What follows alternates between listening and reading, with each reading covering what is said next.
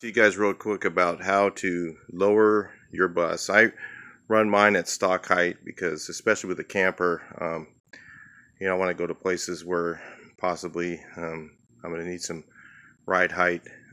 But I've had lowered buses before, and I'm going to talk to you guys in this video mostly about the cheap and easy way to lower your bus without compromising a lot of things that will come up. When you go to the extreme lowering, you're going to have problems with, if you have to take your rear tires off, you have to put a jack between your spring plate and your body and push the spring plate down to get the tire off. I mean, if you want to go through those hassles, go for it. Put the straight axles on, you'll slam it to the ground, and you can have it 3 inches away from the ground if you want, or scraping, or whatever you want to do. I've been through all that stuff. Not interested in doing it now because it's just a hassle. Makes your life difficult. I'd rather have it be simple. But I'll talk to you guys about lowering it the way that I used to lower mine, and when I still lower them now, I still do them the same way. So I leave the gear reduction boxes on. Now, you're going to hear people that'll say you cannot have a bus that can drive fast on the freeway with gear reduction boxes, and that is absolutely not true. I have another video on my channel where I'm going 80 miles an hour for a good hour or so in my bus, and I didn't burn the motor up, and I didn't ruin anything, and it was a little bit noisy, but it was actually fine driving at that speed. So but I'm going to talk to you guys, and I think it's pretty much noisy even if you have straight axles going that speed, unless you have your engine, if you have your engine gear, you have your gearing too high, and then what you have issues with, if you're going at lower speeds, you're going to have the engine overheat because it doesn't have enough air going through it.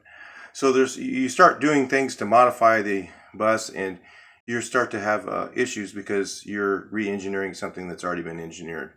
So what I'm going to talk to you about does not re-engineer the bus. It keeps it all the same, just lowers it a few inches, but you can only go about 3 to 4 inches by doing this. So the way that you do that is, first what you do is you go ahead, and this spring plate right here needs to come off. So you're going to take this off, and there's 3 bolts on the gear reduction box that are going to have to come off. I'll see if I can get those on video. Got it right here. I don't know if you can. There are 4 bolts on this back side of the spring plate to have to come off, and on both sides. So what you want to do then is slide your spring plate off the torsion bar. Your torsion bar is right underneath here. Okay, and then you want to bring it out and go up 1 notch on one side. And then the other side, what you want to do is on the inner splines and the outer splines have different clocking. So one side, you're going to see if you go 1 notch on one side, it's going to go down so far. On the other side, if you go down 1 notch, it might have a different gap right here between the spring plate here, and the stop down here, spring plate stop. So you want to make sure that the gap is even, and it'll be about actually where this one is right here if you've done it right on both sides. Even though this has weight on it right now, that's where it would be, and then when you put the weight on it, it'll go down further. Okay, and that keeps your spring tension a little bit softer than the original, but pretty much it gives you the same spring tension as the original. Now in the front, you can do very safe modification using the same brakes. When you do those modifications, you start having to change your braking power, because now if you're doing the straight axle setup, you're going to have to replace your whole braking system, because you've put bug axles in the back, and now that has bug stopping power of the rear, which is not enough to stop the bus.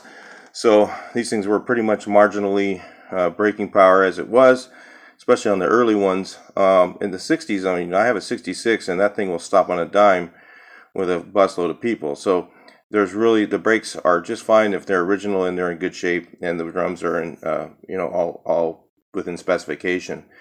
So in the front, to lower it about the same distance, the best way to do that without having to do any modifications, without having to change your go to drop spindles or anything like that, because when you use drop spindles, those are modified original spindles, and basically at that point you can't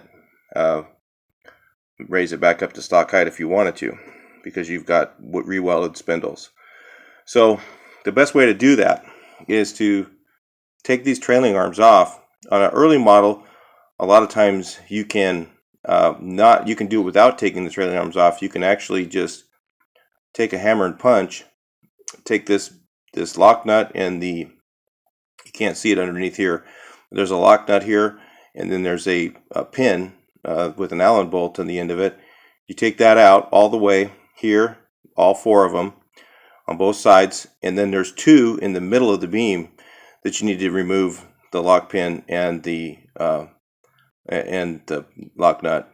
Okay, you take all those out, and then you can actually take a hammer and punch on the early models and knock out all the small torsions on the top and the bottom of each trailing arm. They're on the top and the bottom, and then leave all the big ones in the middle. What that will do is that will take you down right to just about perfectly even with the front and rear. Maybe the front will be just a little bit lower than the rear, and it'll give you about 3 inches to 4 inches dropped. And what it'll do also is it'll soften your suspension. Now when you do that, you're also going to have to cut off this stop right here. Any lowering, you're going to have to do that. So there's a stop usually with a rubber snubber on here, and the rubber snubber on this bus is gone.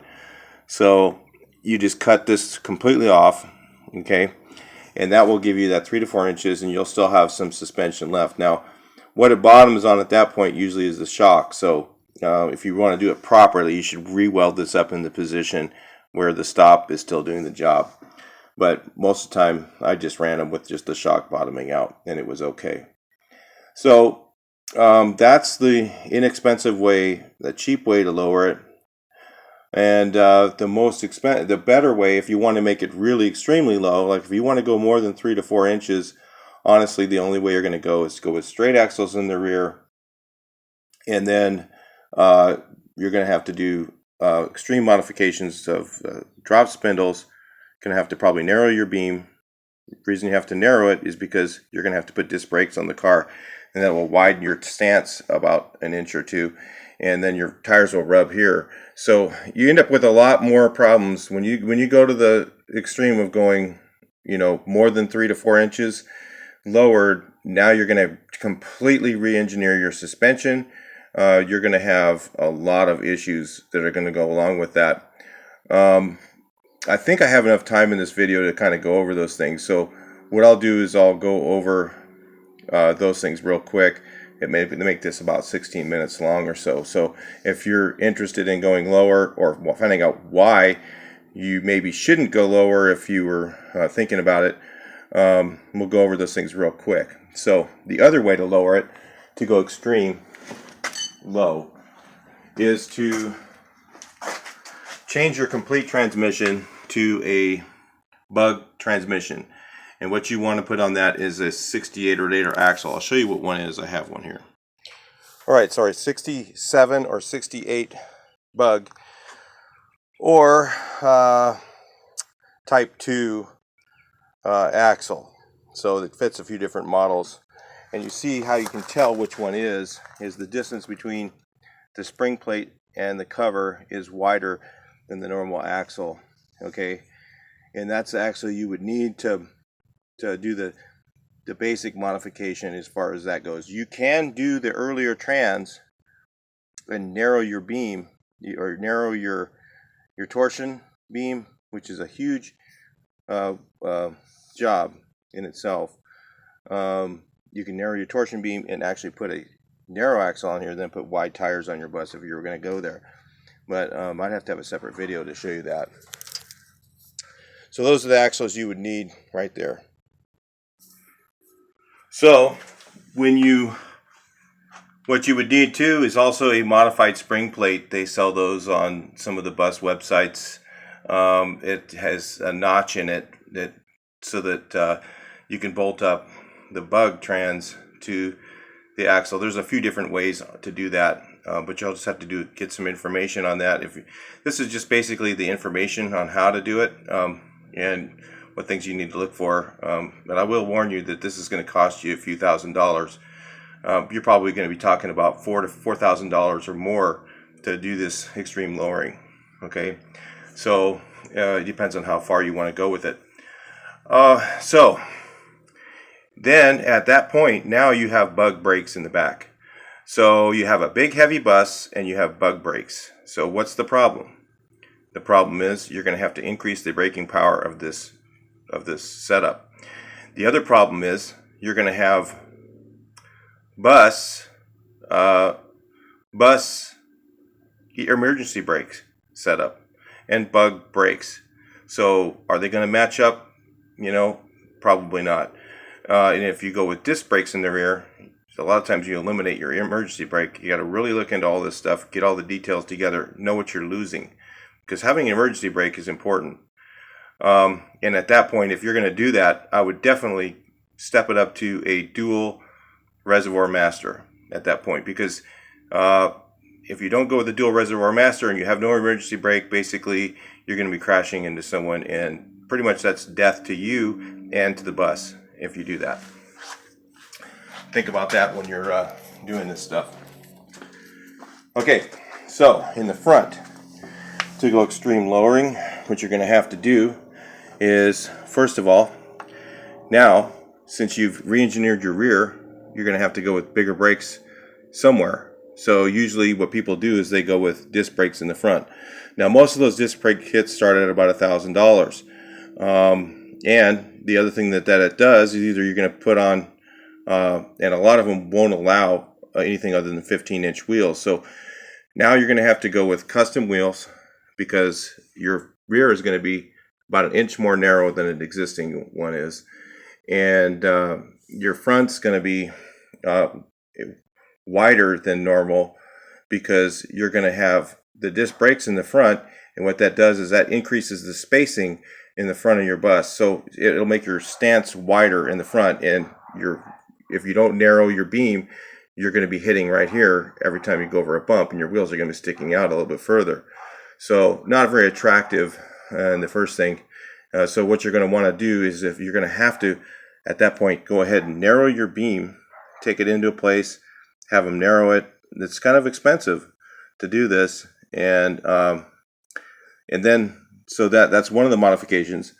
Then the other modification you're going to have to do is to get a adjustable beam put in. You can do that with either way of lowering it. If you want to do the other way and not, the reason I do this, because it softens the suspension the way that I do it the first way, and it makes it ride a lot smoother actually, because buses ride kind of rough when they're stock height, unless you put a lot of people in them. Then they mellow out a bit, because they're meant to carry people. So you've widened your stance because you got the disc brakes. You have to narrow the beam to make up for that, and then some guys go with an extreme narrow. If you want to do that, you can even do that, and it's more expensive even yet. And then you're going to have to do drop spindles to get your spindles lower. In addition to that, put an adjustable beam in. So when you have your beam taken out to do the narrowing, you're also going to have to get adjusters put in. And what they do is they turn and lower.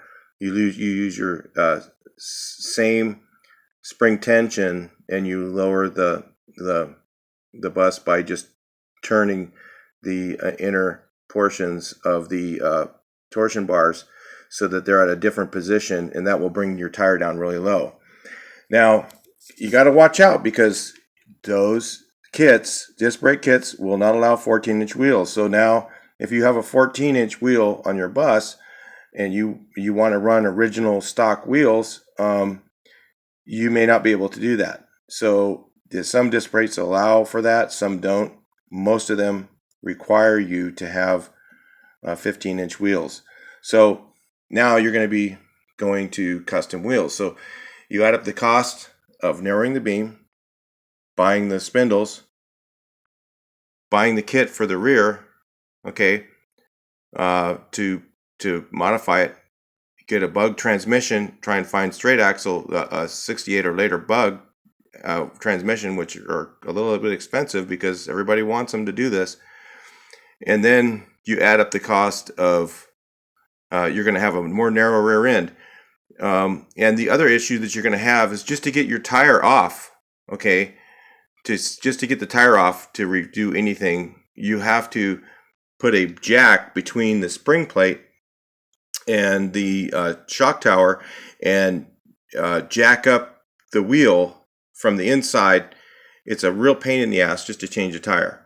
So to have those extreme lowering look, you're going to have to sacrifice a lot of things, and you're going to have a lot of re-engineering to do. So, think about that. Are you a smarter engineer than the Volkswagen guys who made these? And are you going to listen to some guys online who are smart? They're smarter than the people who built this bus. Okay. The chances of you having one person or 5 people even that are smarter than the engineering team that built this are pretty slim. So you're going to have something that's not going to be, engineered quite as strong as the original. So keep that in mind when you start doing extreme lowering. I might do it one day just for fun with an old beat up bus that I don't really care about. But if I'm going to do anything that's restored, most of the time it's going to be stock height or just a few inches lowered, and that's going to be it. So anyway, that's pretty much wraps up most of the issues that you'll run into. But just remember, if you are going to go extreme lower, definitely increase the braking power of the front. Okay, definitely put in a dual reservoir master, because if you lose your emergency brake, you need something to help you out if something happens. Now, you look at the cost of that master cylinder, and you're not going to like that. Okay, it's going to cost you $400 or $500 just for the master cylinder and the reservoir. So, but if it saves you from death, it's worth it. So, that's really what you're looking at. Because if one of your braking system fails, you lose all your fluid, and you have no emergency brake. So keep that in mind. Anyway, that's pretty much wraps up some of the issues and things with lowering and extreme lowering. One of the reasons I don't do it. And yes, you can still go freeway speeds with having gear reduction boxes. What I did on my bus, and I have another video where I'm doing 80 plus miles an hour for a long period of time. Not really recommended to drive at that speed for very long, because it is really hard on the engine, even if you have more gears and even more gears than what I put in mine. Running your engine at really high RPMs for a long period of time, especially if it's larger than 1776, can cause crankcase ventilation issues, and you can start to push oil out of places where it shouldn't be, and you'll have, which will cause catastrophic failure to your engine because it's losing all the oil out and only carries 2.5 quarts. So, those are all things that, your re-engineering said this bus was not designed to go fast. So you're re-engineering it again. You're trying to do something that that the bus isn't designed for. So, but I have 344 gears in both of these buses that I have, and with the 344 gears, it's capable of doing 80 plus miles an hour. So, with the tires that are on it, with stock tires, if you run low profiles, then you just lose all that. So, that's all things. The tire size has to be calculated into all your gear ratios. So if you want to run really low profile tires, then you're going to have to use 344 gears and a 82 fourth gear for a bus. So, and you'll still have freeway speeds of maybe 65. So if you have to calculate all of those things in. You're re-engineering it, you're lowering it, you're trying to do something that it didn't have originally. So you have to be the person who's smarter than all those engineers and calculate it all out for yourself, and figure out what the losses are and what the gains are, and figure out if it's worth it. Okay, that's what it's all about. So you see these guys extreme lower, you see these guys like do all these different things with their bus. You know, they're paying sacrifice somewhere, and they're they're benefiting one place and they're sacrificing somewhere else. It's all, calculating what you want to do. So that's why I try and explain this to people at shows and stuff, and they go, hey, I want to do this, I want to do that with my bus. Really, at that point, you're being the engineer, you're being the smart guy. You're going to be smarter than the guys who built this thing to do all those things. So think about that. Do you think you really are? Maybe you are. Maybe you're a really, really smart person and you can figure it all out. And some of these guys that do this stuff are really, really smart, okay? And they do this stuff all the time, and they have modifications that really work well. But honestly, I'd say 99% of the time, definitely VW was a little bit smarter. They had a larger team of people. They had hundreds of people engineering this. They're not, a bunch of dummies, except for the guy who made this. The guy who made this thing right here, this fucking thing right here, this ridiculously engineered piece. I have to show something funny in here, because this thing that fails almost every time, that guy was an idiot. Okay. This stupid thing right here, that was dumb. That was a stupid person. If you're that guy, well, they're mostly probably dead by now. Then you fucked up. So anyway, but that's pretty much the Volkswagen issue with lowering, and what you can do, what you can't do. Talk to you in the next video.